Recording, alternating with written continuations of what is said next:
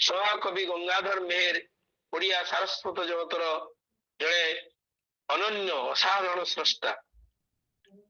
ତାଙ୍କର ଯୋଉ ସବୁ କାବ୍ୟ କବିତା ସେ ଯାହା ସବୁ ରଚନା କରିଛନ୍ତି ତାଙ୍କର ସୃଷ୍ଟି ସମୂହ ଓଡ଼ିଆ ସାହିତ୍ୟ ଭଣ୍ଡାର ଏକ ଏକ ଅମୂଲ୍ୟ ରତ୍ନ।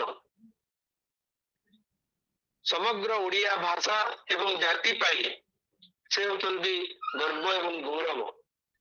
ତାଙ୍କର ଜୀବନ ବ୍ୟାପୀ ସାହିତ୍ୟ ସାଧନା ଫଳରେ ଓଡ଼ିଆ ଜାତି ଲାଭ କରିଛି ଅନେକ ମୂଲ୍ୟବାନ ଗ୍ରନ୍ଥ, ତପସ୍ୱିନୀ, ପ୍ରଣୟବଲ୍ଲରୀ, କୀଚକବଧ, ଇନ୍ଦୁମତୀ, ଅଯୋଧ୍ୟା ଦୃଶ୍ୟ, ଅର୍ଘ୍ୟଥାଳି, ମହିମା, ଭାରତୀ ଭାବନା, ରସରତ୍ନାକର, କୃଷକ ସଙ୍ଗୀତ, ଏ ସମସ୍ତ ଓଡ଼ିଆ ଭାଷା ସାହିତ୍ୟର ଏକ ଏକ ଅତୁଳନୀୟ ପୁସ୍ତକ। ସଭାକବି ଗଙ୍ଗାଧର ମେହେର ଜଣେ ଆଲୋକ ଦୀପ୍ତ ପ୍ରତିଭା। ଓଡ଼ିଆ ସାହିତ୍ୟର ଆଧୁନିକ ଓଡ଼ିଆ କାବ୍ୟ ସାହିତ୍ୟର ଏକ ଆଲୋକ ଦୀପ୍ତ ପ୍ରତିଭା ହେଉଛନ୍ତି ସଭାକବି ଗଙ୍ଗାଧର ମେହେର। କେବଳ କାବ୍ୟ କବିତା ପାଇଁ ସେ ଓଡ଼ିଆ ସାହିତ୍ୟରେ ନୁହେଁ, ସମଗ୍ର ଭାରତୀୟ ଭାଷା ସାହିତ୍ୟରେ ଗୋଟେ ଅମ୍ଳାନ ପ୍ରତିଭା ଭାବରେ ସେ ପ୍ରତିଭାତ। ଓଡ଼ିଆ କବିତାରେ ମଣିଷର ଜୀବନ, ତାର ନିୟତି, ପ୍ରକୃତିର ଅପୂର୍ବ ଚିତ୍ରଣ ଏବଂ ଭାରତୀୟ ସଂସ୍କୃତି ଓ ଐତିହ୍ୟର ଯୋଉ ବିଚିତ୍ର ସମନ୍ୱୟ କରିଛନ୍ତି ତାଙ୍କର କାବ୍ୟରେ ଏକ ନବକାବ୍ୟ ଭୂମି ନିର୍ମାଣ କରିଛନ୍ତି କବି ଗଙ୍ଗାଧର। ଗଙ୍ଗାଧରଙ୍କର ବ୍ୟକ୍ତିଗତ ଜୀବନ ଯୁଦ୍ଧ ଥିଲା ଦୁଃଖ ଦୁର୍ଦ୍ଦଶାରେ ପରିପୂର୍ଣ୍ଣ, ତଥାପି ସମଗ୍ର ସୃଷ୍ଟିକୁ ସେ ମଧୁମୟ ରୂପରେ ଦେଖିଛନ୍ତି। ଜୀବନକୁ ଭଲ ପାଇବା, ପ୍ରତିଟି ମଣିଷକୁ ପ୍ରାଣ ଦେଇ ଭଲ ପାଇବା, ପ୍ରକୃତିକୁ ଭଲ ପାଇବା ଏବଂ ଜଗତକୁ ଭଲ ପାଇବା, ଏହା ଥିଲା ତାଙ୍କର ଜୀବନର ବ୍ରତ। ସେଥିପାଇଁ ତାଙ୍କର ସାହିତ୍ୟର ପ୍ରତିଟି ପୃଷ୍ଠାବରେ, ସାହିତ୍ୟର ପ୍ରତିଟି ଛତ୍ରେ ଛତ୍ରେ ମାନବିକତାର କଥା, ଜୀବନର କଥା, ଈଶ୍ୱରଙ୍କର କଥା, ନିୟତିର ବିଧିବିଧାନ କଥା ଏବଂ ଭାରତୀୟ ସଂସ୍କୃତିର ମହିମାନ୍ବିତ ରୂପର ଜୟଗାନ ସେ ଅତ୍ୟନ୍ତ ବଳିଷ୍ଠ ଭାବରେ ଉଚ୍ଚାରିତ କରିଛନ୍ତି। ଆପଣ ମାନେ ଜାଣନ୍ତି ଯେ ମଣିଷର ଯୋଉ ପ୍ରାଣପୂର୍ଣ୍ଣ ଅନୁଭବକୁ, ପ୍ରାଣବନ୍ତ ଅନୁଭବକୁ ଯୋଉ କବି ତାର ସାହିତ୍ୟରେ ଅତ୍ୟନ୍ତ ବଳିଷ୍ଠ ଭାବରେ ଉପସ୍ଥାପନ କରିପାରେ, ସେ କବି ଚିର ନମସ୍ୟ, ଚିର ବରେଣ୍ୟ କବି ଭାବରେ ପ୍ରତିଭାତ ହୁଏ। ତେଣୁ କବି ଗଙ୍ଗାଧର ଆପଣା ଅନ୍ତରର ଅନୁଭବକୁ ଯେତେ ବଳିଷ୍ଠ ଭାବରେ, ଗଭୀର ଭାବରେ, ନିବିଡ଼ ଭାବରେ ଆପଣାର ପ୍ରାଣର ଭାଷା ଦେଇ ସେ ଯେଭଳି ଭାବରେ ଲେଖିଛନ୍ତି, ସେ କାବ୍ୟ କବିତା ସେତିକି ପ୍ରଭାବ ଦୀପ୍ତ ଏବଂ ହୃଦୟସ୍ପର୍ଶୀ ହେଇପାରିଛି। ଗଙ୍ଗାଧର ତାଙ୍କର ପ୍ରାଣର ଭାବକୁ ଏବଂ ଜୀବନର ନିବିଡ଼ ଅନୁଭବକୁ ଯେମିତି ଭାବରେ ତାଙ୍କର ସାହିତ୍ୟର କୃତି ମାନଙ୍କରେ ପ୍ରକାଶ କରିଛନ୍ତି, ତାହା ପ୍ରକୃତିରେ ଯୋଉମାନେ ସେ ସାହିତ୍ୟ ସହିତ ସମ୍ପର୍କିତ, ତାଙ୍କର କାବ୍ୟ କବିତା ସହିତ ସମ୍ପର୍କିତ, ସେମାନେ ନିଶ୍ଚିତ ଭାବରେ ଜାଣିବେ ଯେ ତାହା ହଉଛି କେତେ ଅନନ୍ୟ ଏବଂ ଅସାଧାରଣ। ଗଙ୍ଗାଧରଙ୍କର ତପସ୍ୱିନୀ ତାଙ୍କର ଅନ୍ୟାନ୍ୟ କୃତିମାନଙ୍କ ମଧ୍ୟରୁ ଏକ ଅମ୍ଳାନ ଏବଂ ଅନୁପମ ସୃଷ୍ଟି। ଭାରତର ଯୋଉ ପ୍ରାତଃ ସ୍ମରଣୀୟ କବି ମାନେ ଥିଲେ, ମହାକବି ବାଲ୍ମୀକି, ବ୍ୟାସଦେବ, କାଳିଦାସ, ତାଙ୍କର ଉତ୍ତରଦାୟକ ଭାବରେ ସଭାକବି ଗଙ୍ଗାଧର ମେହେର ଭାରତୀୟ ସନାତନ ସଂସ୍କୃତିର ପରାକାଷ୍ଠାକୁ ଯେଭଳି ଆକର୍ଷଣୀୟ ଭାବରେ ସାହିତ୍ୟରେ ରୂପାୟନ କରିଛନ୍ତି, ତାହା ଯୁଗ ଯୁଗ ଧରି, କାଳ କାଳ ଧରି ଏ ମାନବ ଜାତିକୁ ଉଦ୍ବୋଧିତ କରୁଥିବ। ଯେତେବେଳେ ଇଂରେଜ ଶାସନ ଥିଲା, ସେତେବେଳେ ଆଧୁନିକ ଶିକ୍ଷା, ସଭ୍ୟତା ଏବଂ ସାହିତ୍ୟ ସୃଷ୍ଟି କ୍ଷେତ୍ରରେ ଏକ ନବଜାଗରଣ ସୃଷ୍ଟି ହେଇଥିଲା।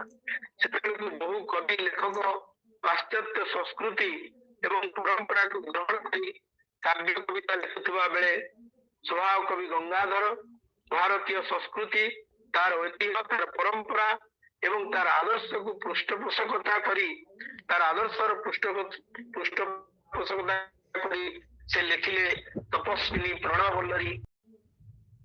आपण मैंने जो मैंने गंगाधर साहित्य सहित परिचित से निश्चित भाव जानवे जे गंगाधर काव्य कविता रचनार एक निर्दिष्ट पट्टभूमि रही।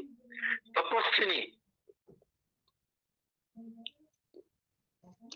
भारतीय नारीर उत्कर्ष भाव प्रतिपादन रे तार स्वतंत्रता प्रकाश करुछि। परम प्रभु रामचंद्र एवं देवी सीतांकर जो जीवन कथा को नहीं भारतीय साहित्य रे अनेक काव्य कविता रचित होइतिले सुद्धा कथा वस्तु भाव प्रकाश एवं अपूर्व भाव भाषा विन्यास तपस्विनी ओडिया साहित्यर एक असाधारण सृष्टि एक क्लासिक सृष्टि। देवी सीतांकर निर्वासन जीवन हूँ तपनी काव्य रचनार पृष्ठभूमि। निर्वासन कष्ट लाभ करी सीतांकर जीवन किभଳି सौरभमय होइछि एवं अतिभक्ति रे ता किभଳି तेजमय होइछि ता वास्तव रे उल्लेखयोग्य।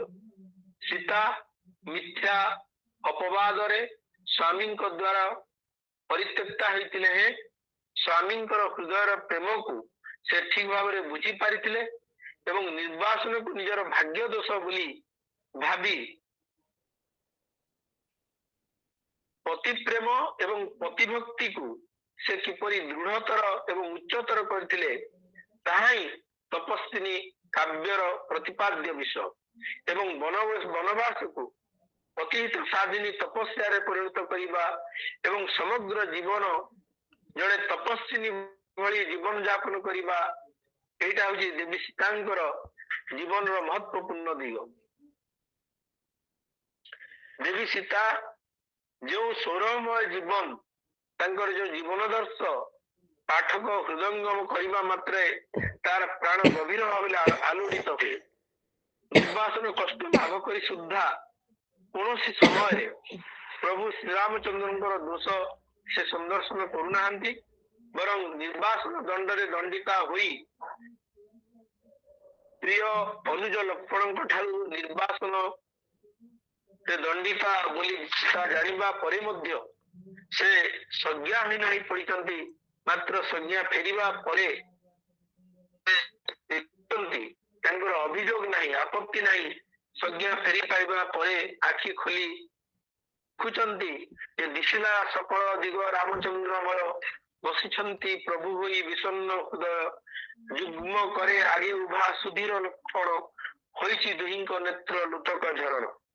तेणु तपस्वी काव्य रे सीता चरित्र जो श्रेष्ठता प्रतिपादन करछंती स्वभाव कवि गंगाधर ताहा प्रकृति रे अतुलनीय। गजदंत पलंकर तुलितल्प परिवर्ते भूमि तलर वृक्ष सज्जा निकट रे बा सज्जा कोଳରେ सीतांकर मने पड़ुतला जेमिति रामचंद्रंकर प्रेमजर्जर संभाषण मने पड़ुतला रामंकर से बाहु जहाको आपणार शिर तले उपधान रूपे लाभ करी दीर्घ वर्ष धरी किभଳି से निश्चिंत निद्रा उपभोग करथिले। पुणी मने पड़ुतला कुटीर द्वार प्रहरी सशस्त्र सौमित्री जार हृदय भरा प्रेमर नैवेद्य वीर बाहुर अभय आश्र जेमती काढ़ी नियाची। तेणु ये जो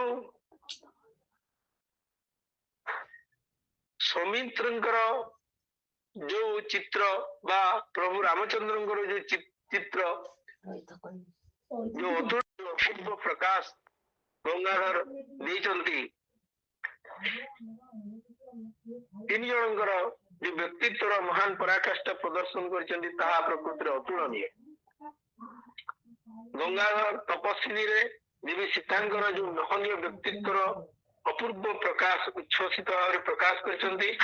से कहउचंती मु की छार हेउ तुम्भ प्रकृति रंजन मु मरे तुम्भर हेउ कलंक भंजन कीर्ति अनुरोधे सिना कलमते त्याग हे तुम्भर उपयुक्त कर्म महाभाग।